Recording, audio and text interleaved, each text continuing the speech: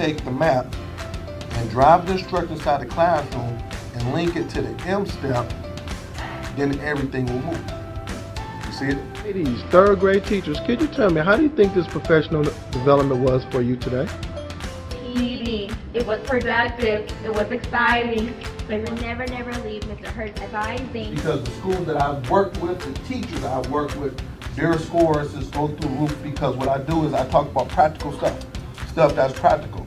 Because I'm a former teacher and also I'm a principal, so I'm gonna be telling you guys things that I know will work in your classroom.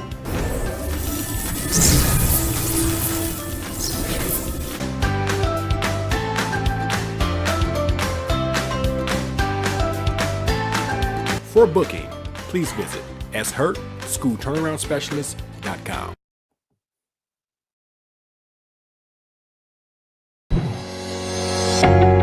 So I believe that, if everybody say it can't get done, I'm like, yes it can, why not?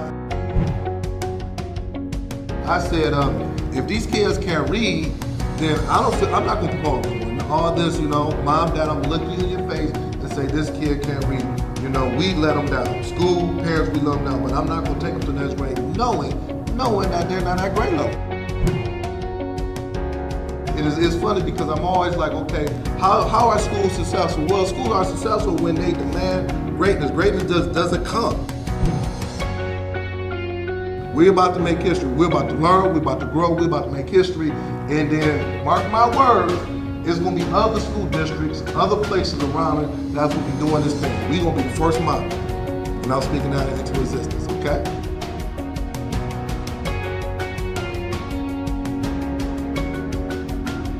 For booking, please visit shurtschoolturnaroundspecialist.com.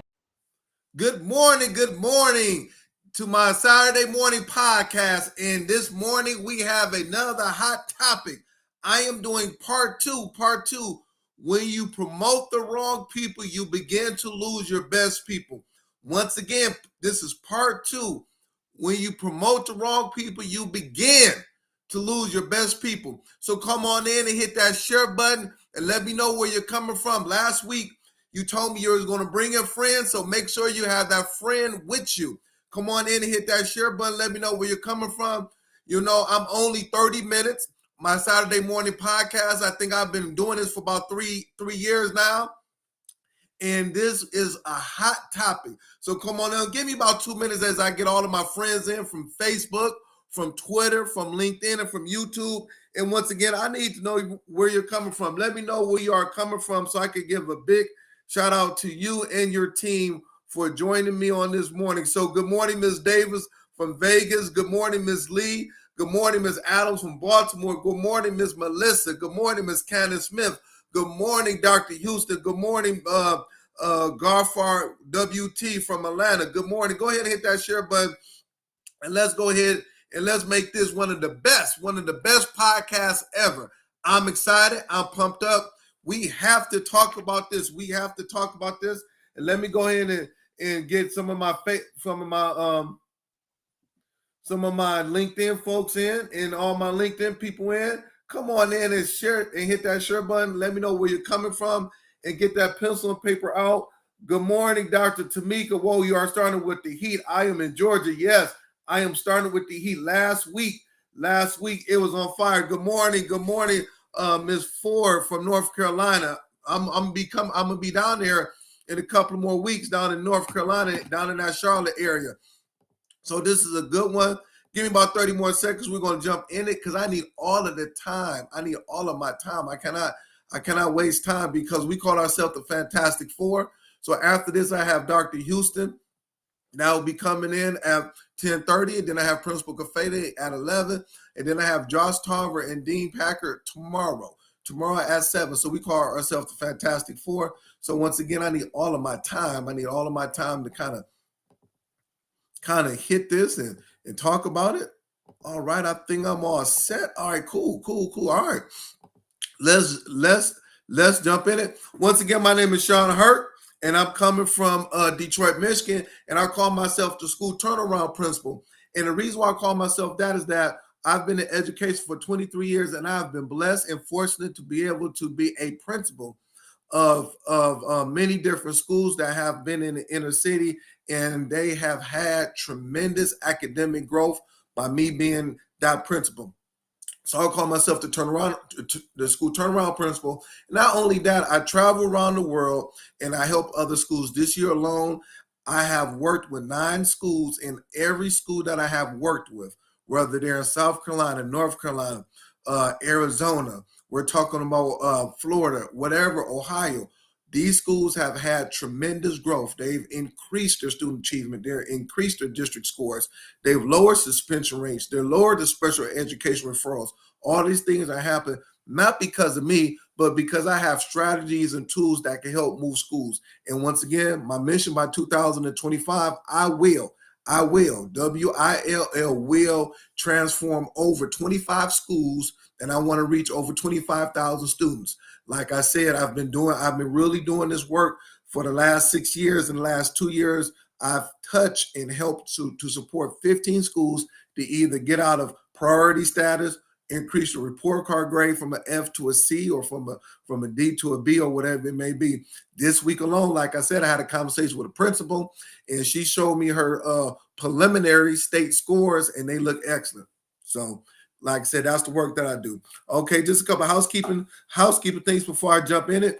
Make sure you pick up my book. If you have not picked up my book, How to Transform Your Inner City Schools, this is the book that you need to pick up from my website, shurtschoolturnaroundspecialist.com, shurtschoolturnaroundspecialist.com. Make sure you pick it up.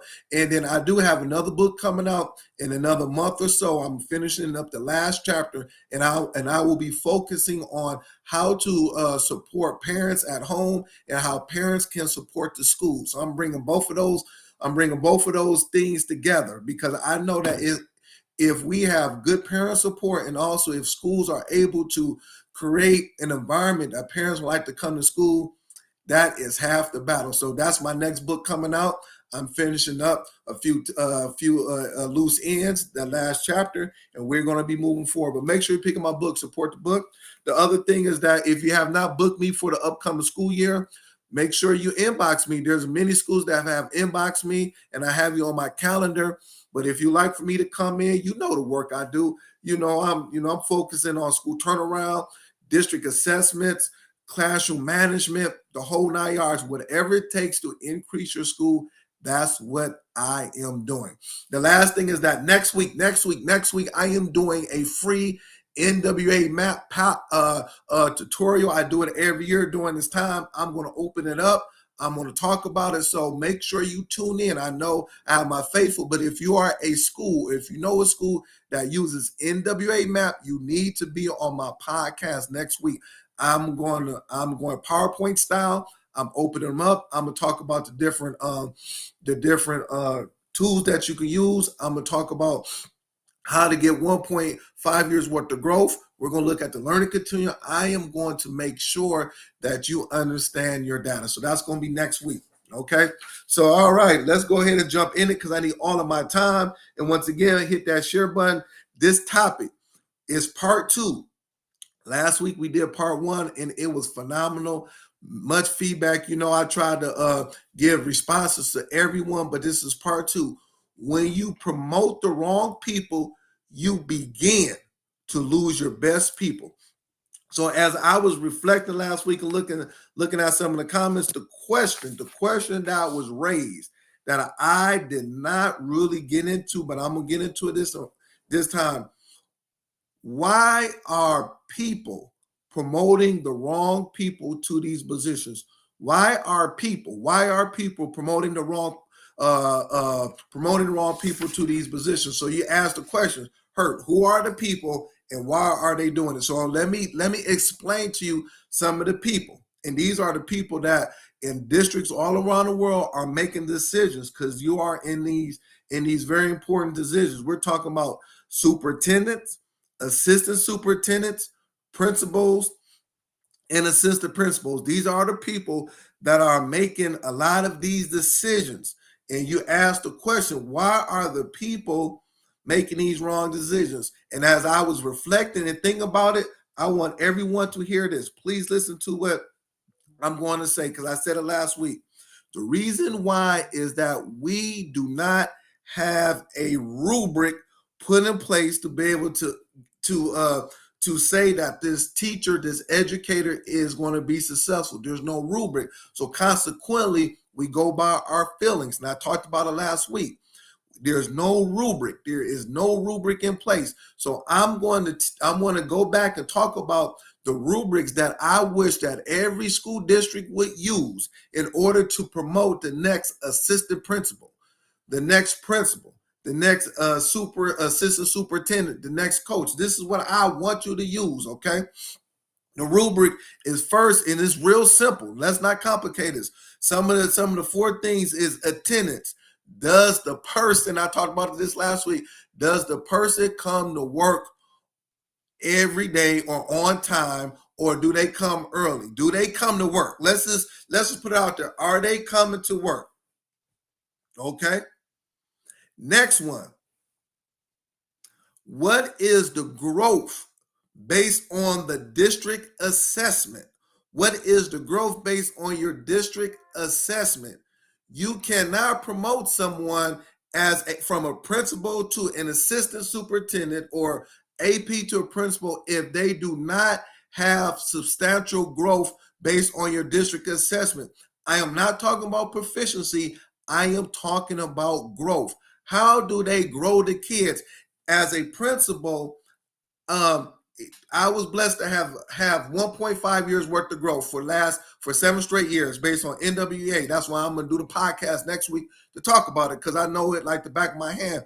But anyways, how could the assistant superintendent or superintendent say, Hurt, I want you to train. I want you to be a assistant superintendent in my district if I have bad growth?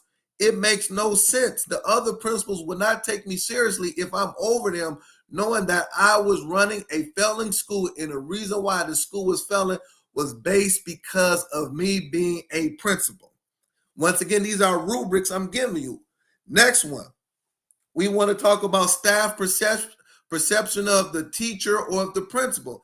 If you are having high turnover year after year after year, that is telling you something. That's telling you that the teachers, it goes back to my topic, you're losing your best people because the staff have a perception of you that might not be favorable. Now, I'm not saying that some people might have to get off the bus.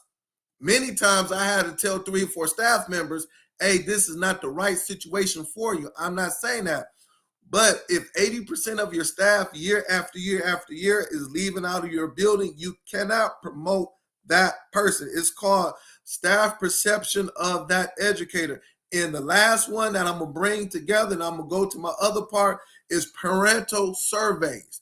How does the parents think about this school? How does the parents think about this school? What is the parents thinking about the education of the school? How can you say, okay, I want to promote this person, and the parents think that this school is a horrible school?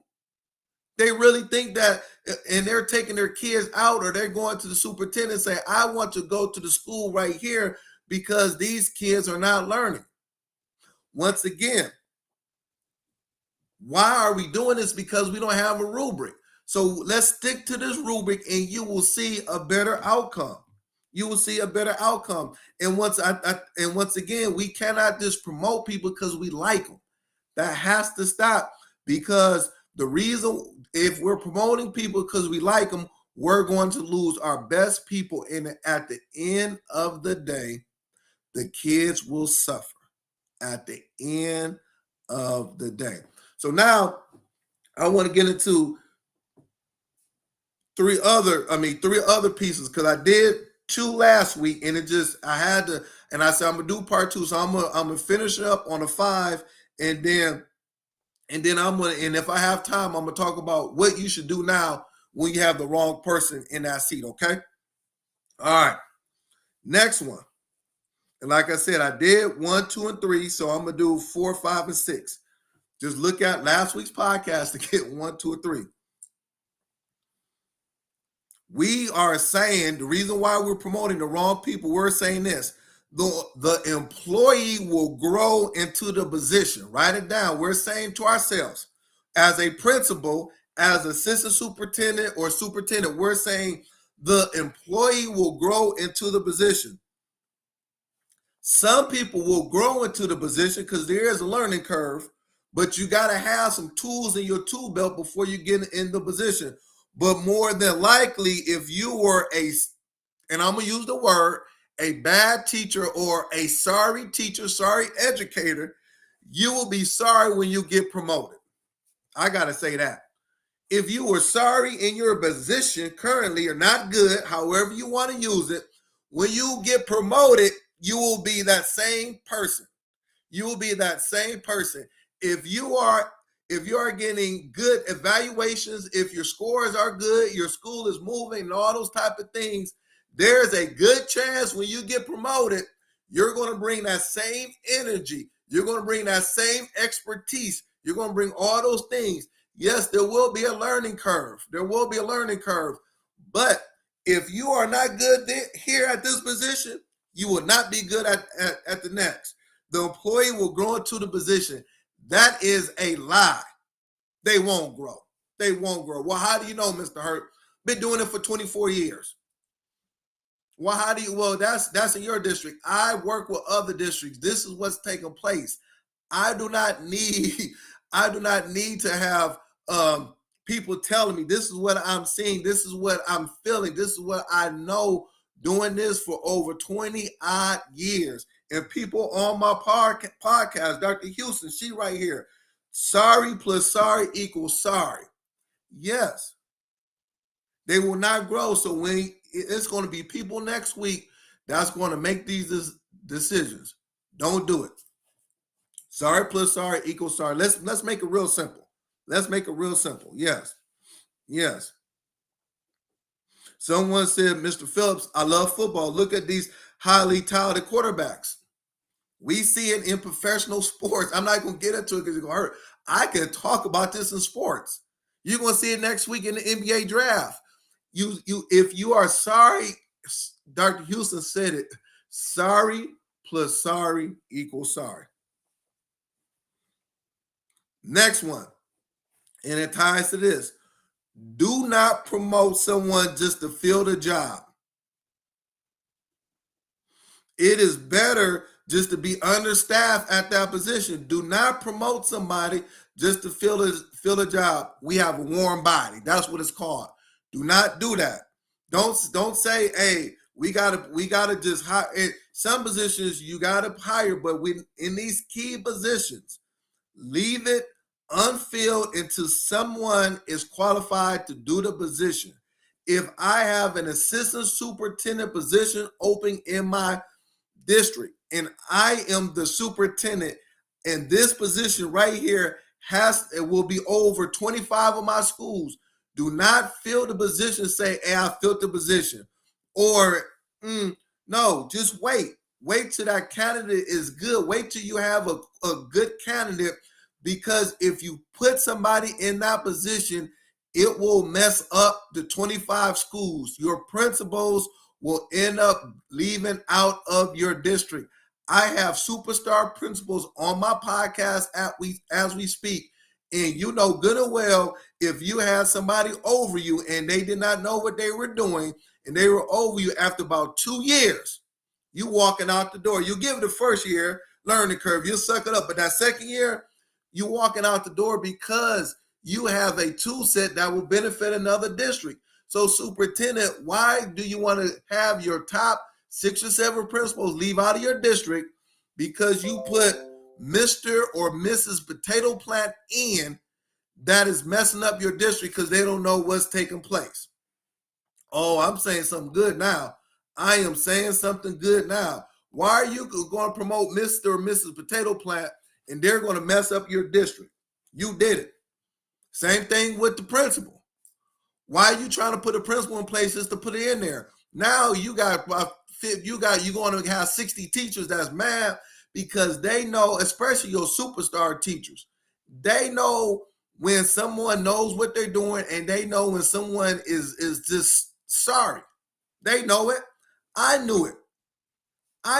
There's been times where, man, my superintendent or assistant superintendent, I knew that they was on jam. I knew that they were superstars. They was good. And then there's been times when I said, know what?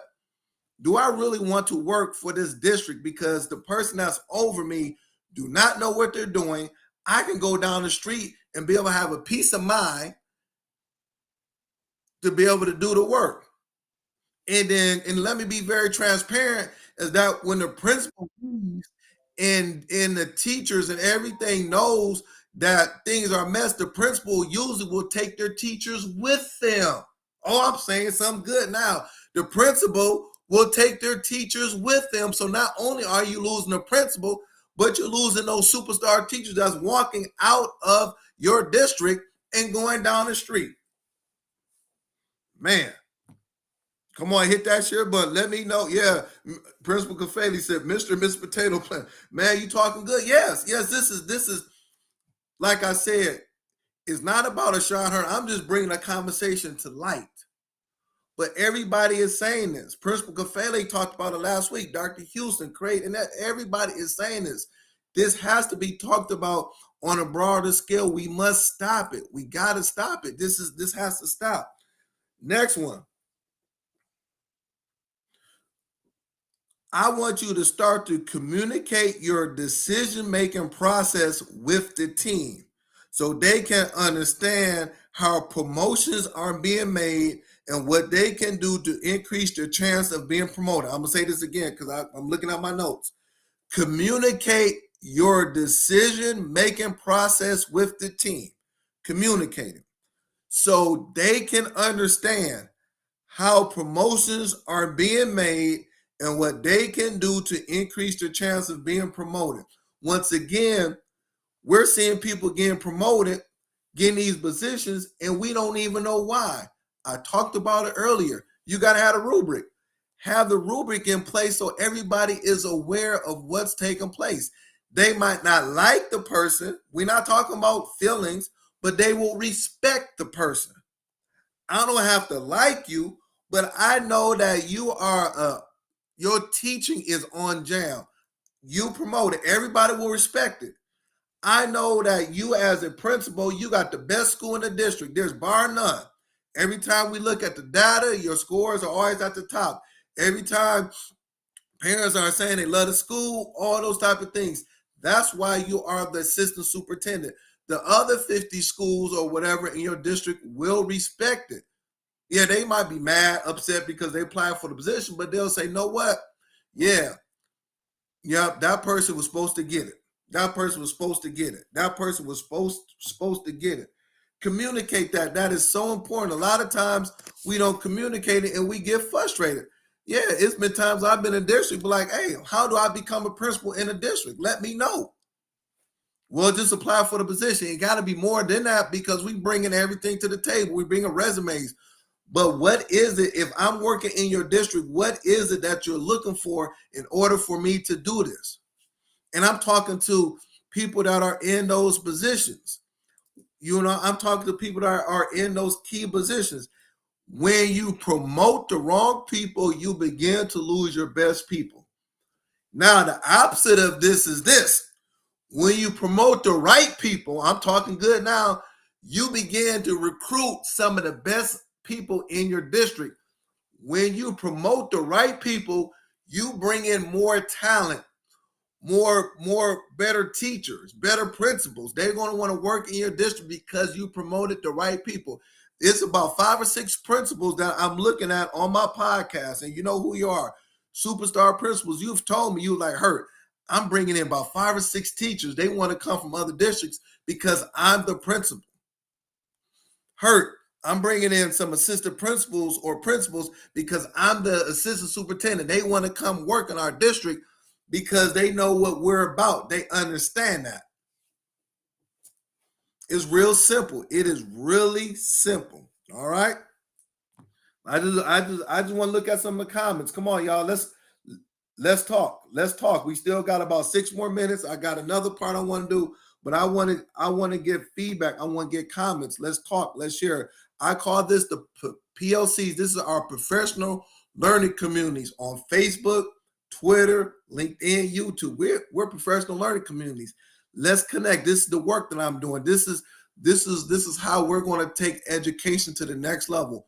No excuses coming up not to have success at your district level or at the school level. No excuses, no excuses, no excuses, no excuses, no excuses.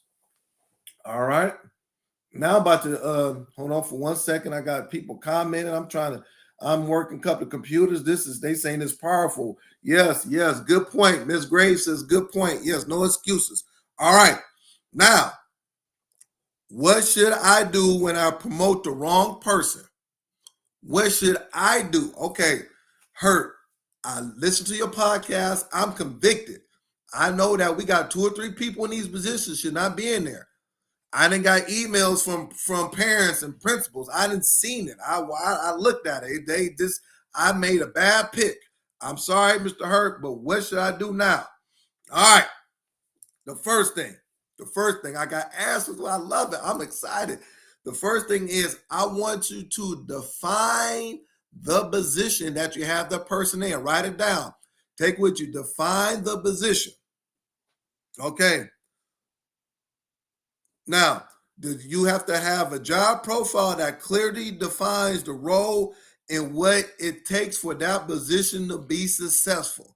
You have to define it. What does this mean to be successful? If I promoted an assistant superintendent and I have 50 schools that they're over, I'm going to define it to say by the end of next year, I want to have 40% of my schools to be at this level. I want to make sure that our district reading scores go from an 18 proficiency to a 25 proficiency across the board. I am defining the position for the assistant superintendent. I'm defining the position for the principal. Within 2 years or 3 years, principal, I want this school to go from an F to a C. Principal, in the next year, I want 65% of the kids to meet or exceed their growth targets. I am defining the position because I want to make sure you know what it is expected from this particular positions. We're not going to go by feelings. We're not going to go by I like you or dislike you. We're not going to go by what happened last year. I am putting the mirror to the position. I'm saying that I need you to meet these expectations by this time. We call it SMART goals. This is going to be a SMART goal for this position, and I am being very specific on the role. You define the position. That's the first thing, okay? Write it down. Write it down. Write it down. Write it down. Okay. The next one. The next one. I need you to deliver concrete feedback on ways that you can get this person better. You have to deliver concrete feedback on what is not working. I need you to deliver this. It can't be wishy-washy, can't be whatever. It has to be very concrete feedback on what is not working. Whether it's teacher retention, Principal X, 80% of your teachers are leaving at the end of the school year. That's concrete. Superintendent Y, your test scores, we had 12 schools in our district that went down on their report card grade or whatever it may be. That's concrete. Assistant Principal Z, look, you were over 3rd through 5th grade, and we did not have 65% of our kids to meet their district goals. We only had 35%. That is concrete feedback. So now when I give feedback, oh my God, this is good. Now I need to give you training. This is where I come in, the Fantastic Four, Principal Kafele, Dr. Houston Time. This is where we come in at to provide training, because you cannot give feedback without training. Okay, I see that there's an area of focus. Now I'm going to give you training. I'm going to purchase 25, 100 books for your district, because you are inner city school, and Mr. Hurt has a book that deals with inner city and rural schools on how to increase student achievement. I'm going to purchase this book. I'm going to purchase Principal Kafele's AP position books and principal books. I'm going to purchase that. I'm going to bring Mr. Hurt in to your district to deal with data, to deal with school turnaround, to deal with that. That's what I am doing, okay? That's what I'm doing. Deliver concrete feedback. All right. The next one is this. Is that, and I got one more minute. You're going to move the person into another role. You got to move this person to another role. If they are not doing what they're supposed to be doing, you're moving the person to another role. You're moving the person to another role, okay? So those are the things, once again, title of my lesson is when you promote the wrong people, you begin to lose your best people. So thank you very much. The last thing is that I will be doing a professional development at the Black Educators Rock Conference on July the 13th through the 16th. Please make sure you attend us in Jacksonville, Florida. It is going to be dynamic. I will be there. If you need to pull me to the side, I'm bringing all of my tools in my tool belt. I'm bringing everything. I'm doing a keynote session. I want everyone to register. If you are working with inner city rural students, it doesn't have to be that you have to be Black. You can be white, Latino. Register for this conference. It's going to be all of the heavy hitters there. So please register. That's the Black Educators Rock Conference, Jacksonville, Florida, July the 13th through the 16th. Go on the website. And last thing is that if you would like for me to come into your district, please make sure you inbox me. Thank you very much. I want everybody tuning in next week. I'm dealing with NWA MAP. I'm bringing it PowerPoint style. You know how I get down with that. So if you are a school, I need you to come. Thank you very much. Let's have an enjoyable day. Let's go over to Dr. Houston and Tammy Taylor on Create and Educate. See you next week. May God bless you. Thank you very much for the support. And please give me feedback. Leave comments. Tell me if you like what I've talked about, if this is impacting you or not. Bye.